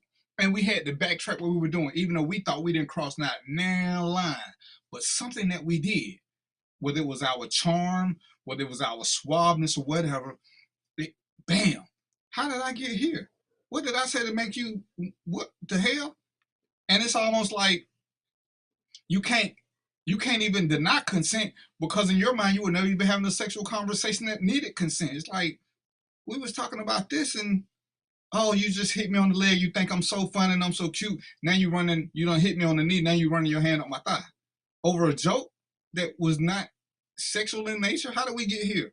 And it's the uncomfortable part I think a lot of the victims go through, where they don't know, they haven't been taught how to properly address their insecurity about how they're feeling bad at the moment, because you don't want to be the one who's like, oh, you the party people, why you so stuck up? Hey, just because I don't want you rubbing on my thigh don't mean I'm stuck up. It just means I don't want you rubbing on my thigh. So could you stop? The best thing about having a wife is we get to blame everything on our crazy wife. Hey, my wife will kill you, then she's going to kill me. So I would suggest that you stop. That's it. You know, do what you got to do, but my wife is a killer. I'm scared. You should be scared too. Oh my God, I showed a man to the door after he spent 2 hours entertaining me with his muscular body. He finally whipped out that thing and I had to show him to the door. I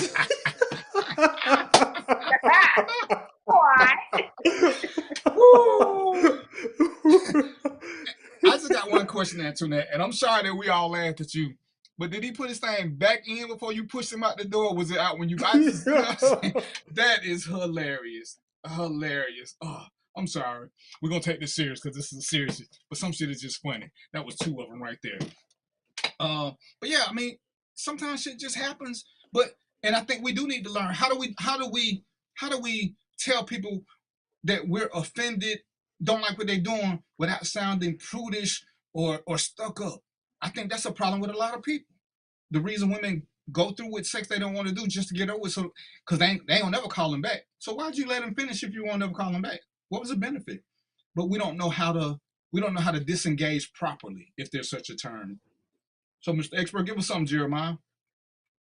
Yeah, I think it starts with first, like I say, retraining your mind. Because if you don't want something or you don't want to experience something, that doesn't make you a prude. That don't make you stuck up. That just means you don't want to experience it. Because we would never tell, we would we would never tell somebody who was surviving having cancer and we wanted to go to an area that was radioactive, and they said, I don't want to go to that radioactive area because it gives me anxiety, because it reminds me when I had to go do radiology or whatever to get rid of my cancer. We would be sympathetic to that. But if somebody say, hey, I don't really like when you touch my shoulder because it reminds me of that uncle that wouldn't stop touching me inappropriately. Now you proved and stuck up. See, there's nothing different about any of the conversations except for that when you put a little sex in there, people just get so confused and lost and flabbergasted. So a tip would be to put boundaries in place for yourself. I always start with the self first, right?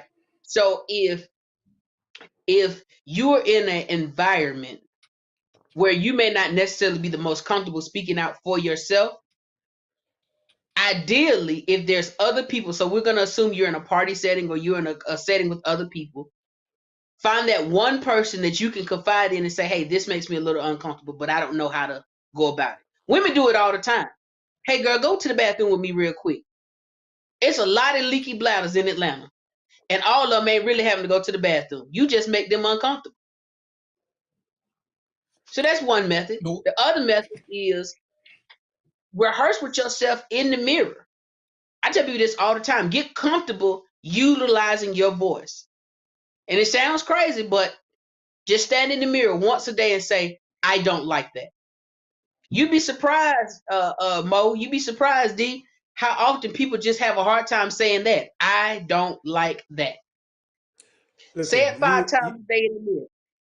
Yeah, no, you hit it right on the nose, because I want to tell this little story here. So, and it relates to what you were just saying. So I go to the club, met this lady, right? Same night, we go into the hotel, right? Go to the hotel, right? We get to the hotel, and she looked me right in the eye, man, and said, listen, I'm not sleeping with you tonight. And I was like, okay, but it kind of, it was clear, man. There was no guesswork.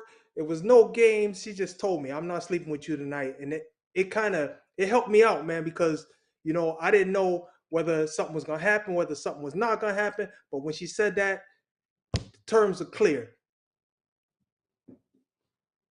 And I think that's perfect though. That actually is the best scenario of clear, open communication. Now, you as an individual, this is the difference between somebody who made an honest mistake and somebody who's a predator. So now the ball's in your court. Either you take her to the hotel, y'all watch a lovely movie that's on one of the free movie channels, and you go sleep in the chair, or you sleep in the bed and she sleep in the chair, or y'all both sleep in the bed and y'all just don't sleep together, or you drop her back off where you found her, or you drop her off at the hotel and you go back where you found yourself.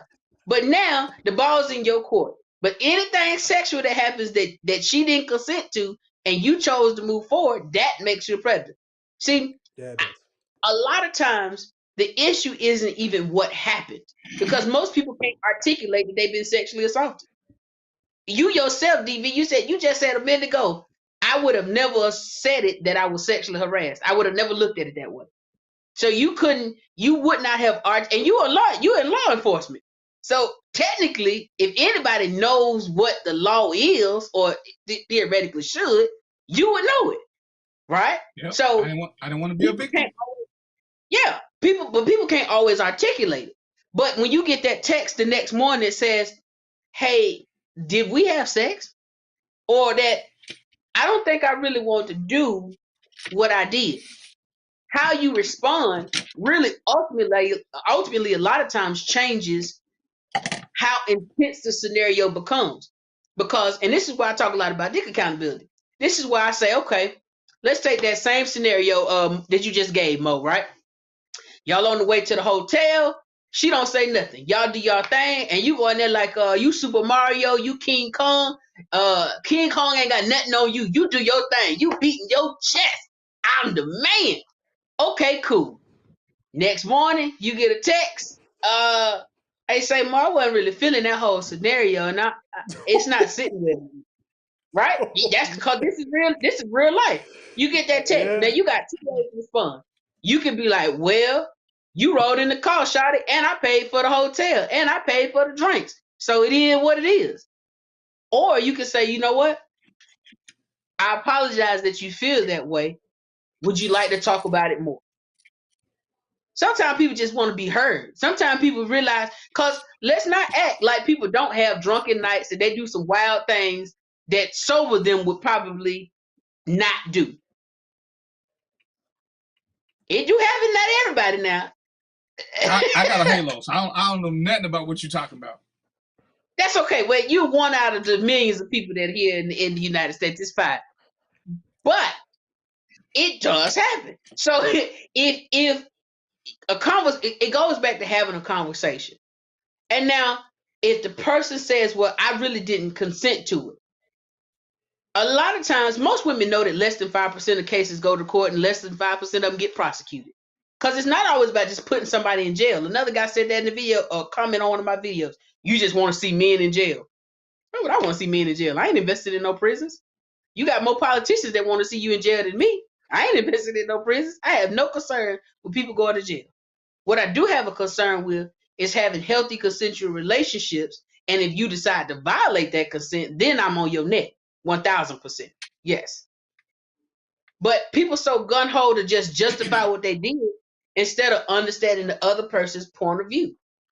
And if more people understood each other's point of view, you could have a lot more conversation and a lot more healing could happen. Because you might be surprised if you say, I'm sorry I made you feel that way. I had to do that with my own wife. I said, hey, listen, I'm taking this sexual assault advocate class so I can get my certification. And I'm reading about intermarital rape. And I just never thought to ask you, has there ever been a time you didn't want to do that? Or you didn't want to do this, but you just did it because I'm your husband? And she was like, well, if I'm being honest, yeah, it's been a time or two. Dog, you could have picked my whole lip up off the bottom floor. I mean, it was all the way in the basement. That's how low on the floor it was. But nobody wants to have that uncomfortable conversation. But once you have it, then I say, hold on. Well, check this out. I don't want to be that kind of husband. If you ever feeling my stomach is hurting, or it could be as simple as you just don't want to. Sometimes I could 1000% be in the mood and you not be in the mood at all. And you know what? That's okay. You could tell me that. And I ain't finna trip. I'm not going to punch you in the eye. I'm not going to kick you down a flight of steps. I ain't gonna moan and groan and whine for 5 hours about how blue balls is gonna kill me and like I'm just never gonna be able to bust a nut ever again in my life. No, I'm gonna be a mature adult. I'm gonna say, okay, you not feeling it. That is your right to say yes or no. Cool. I see you another time. You want to eat some Cheerios? I heard they got a new show on Netflix. Let's crack it open. Yep, and don't threaten what you won't do what somebody else will. That's how you again try to victimize the victim. And I'm glad you used that scenario because me and Trina had that conversation. Listen, I know this. Hell, I've done it before too. Where I didn't really want to. Let's have this conversation. Why are we doing this? It's cute to do things for the other person out of love and whatever, but also don't do it out of obligation. You know, yeah, sometimes we're not feeling something, and it's between not feeling something and not wanting to do it. You know, but I don't want you to be like, because, and the reason we end up having a conversation was because one time I felt a certain way. And it's like, you're not really into this. She's like, well, I don't really feel. I said, why you ain't say something? So I don't want you to be upset. Babe, this is sex. You know, I had sex before. You know, I've been turned down for sex. And then none of them turned me into a serial killer. So again, this is one of the uncomfortable conversations that couples need to have. When you don't feel like it, you just don't feel like it. And life goes on. We're a couple, you're going to be here tomorrow. You know, you just can't feel like for 22 days in a row. This ain't going to be no Noah shit. You know, get you 2 or 3 days, whatever. But yeah, you can't do this forever. But you should never do it out of obligation. Do it because you want to, but not out of obligation. Even if you like shit. You know, my favorite thing is, you know, sometimes it's going to be a sprint, sometimes it's going to be a marathon. If you just want a quickie, let me know that too. Then I won't have my mind set for prolonged activity. I'll be a sprinter. But this is one of those things that people don't like to talk about. And Mel says many husbands would be very surprised. But if we're honest, many women would be very surprised if she admitted it out loud. Or if she even knew that sometimes even men do it just because. And this is just one of those things that's uncomfortable for people to talk about sometimes. Because we all want to believe, as Jeremiah was saying, we all want to believe that this is so natural and organic that you just into this because you love me. It's dishevelling to find out that this wasn't love we was doing. You know, now I feel bad. Now I feel bad. Now I feel like I got to ask you 20 questions before we have sex all the time. And that ain't what the wife want. But we become so conscious of that one time they said this, that we didn't know it, that we start trying to overcompensate. And we take some of the romanticism out of it till we find that happy medium. Cause it's like, damn, you know, you all right? Everything good? You got a headache? How's your stomach? Your feet okay? Well, I'm you know, cause nobody wants to say, you know, well, I'm thinking about doing a little penile insertion later on. What do you think? You know, between 9:30 maybe, 9:15, 9:20. Let me know how you feel, cause I don't want to do that. Nobody wants to go through all of that. But you need to be able to have healthy conversation when you are in the mood and when you're not in the mood. When you know, and that's the thing we got to get used to. As Jeremiah was saying, we got to learn to untrain ourselves to have open and honest communication about what's going on with us. What are we comfortable with? What are we not comfortable with? I mean, we all do things we don't want sometimes, but you should never do anything that you don't like, especially in a consensual relationship. And I think that's just paramount. Yeah, and I think to the young lady who commented this point, a lot of men would be surprised. But the next question comes: are you in this relationship solely for sex, or are we truly partners? And if we're partners, I like it. You know, I play basketball, football, things. I like sports. If we are teammates, some nights I'm not gonna drop 30. Some nights I might only be good for 2 rebounds and a steal. If we're teammates, though, and I'm having that kind of night, I should be able to look to you as my teammate and say, hey, this ain't one of them nights. This ain't an all-star night. And that should not affect our ability to keep playing the game. So it shouldn't affect your relationship and stop your relationship if one person or another is not feeling it. If anything, it should open up a lane for conversation, because the next thing I had to do, now I ain't gonna lie, it was awkward for a couple of weeks. Because I did exactly what he said. I overcompensated. Now, every time I tell, like, hey, did you want me to touch you? Did you not want me to touch you? Or, because I'm just trying to be where I'm supposed to be at in this relationship. But what happened is, we start having conversation. I did something for years. Me and my wife have been together, it'll be 5 years in April, but we dated for quite a while before. And I did something for years I never knew she didn't like. I used to, when I see her, I used to run and grab her and pick her up all the time. Especially when I was a little younger, my muscles was popping how they need to pop. I thought I was doing something. Like, what girl don't want to be picked up and swung around? Like, what woman don't want that? And she told me one day, she really blew up on me, surprised me. She's like, will you stop? Politely put her down. I'm like, what's up? Well, we got pressure? Or like, what's your deal? I mean, cause I thought she'd be happy to see me. And she says, no, I'm not happy to see you. I just really don't like that. And I'm like, okay. Once my little feelings got away from being bruised, my little ego was got itself together. I had to go back. I had to ask, what's up? What's the why? I mean, I get you don't like it. If you don't like it, you don't like it, but why? And she started to tell me why. And a lot of times what we don't realize is that, especially as adults, there's whole lives that have been lived, and we have traumas a lot of times that haven't been dealt with, and they exude themselves in other ways. So when you say, well, my wife don't never be in the mood, have you ever thought to ask maybe why? Instead of just being mad she ain't in the mood, why are you not? What is it? Why is this sexual chemistry? Is there something I can do? Is it something that just has happened in your life? But being able to have them conversations, I guarantee you, if you do it with the true intent of being a better partner and having a healthy relationship, the chemistry gonna go out the charts.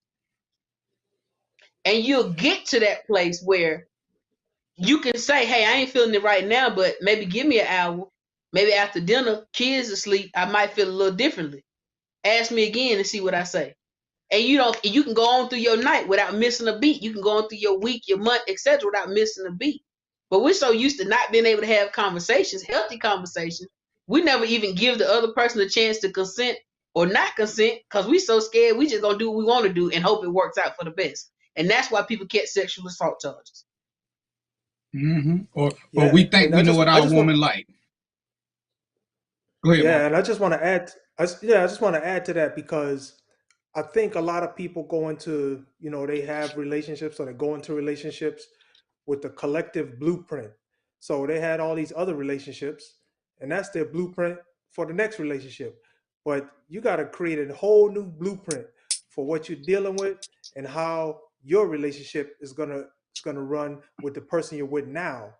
So you got to reestablish that. You can't base it on the past and who you were with in the past. Start over, brand new. Have those discussions, have those conversations. That'll prevent a lot of misunderstanding.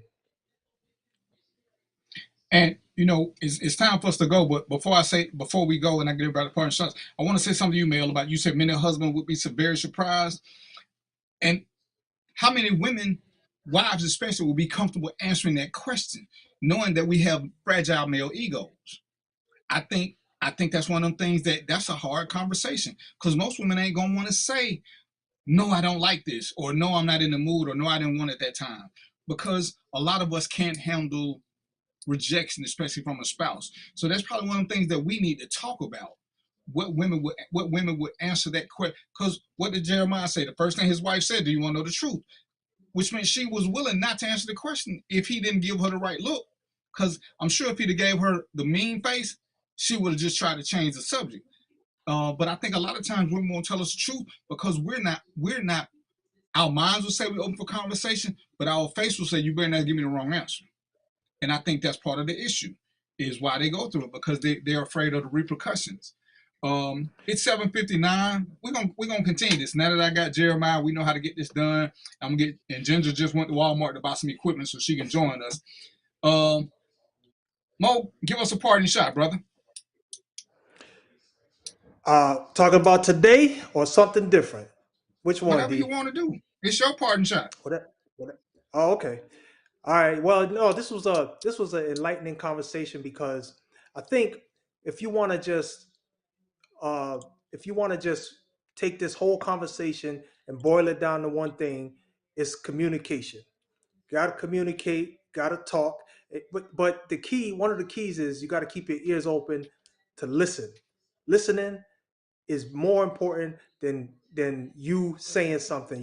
Listen so you can get the message, so you can understand each other.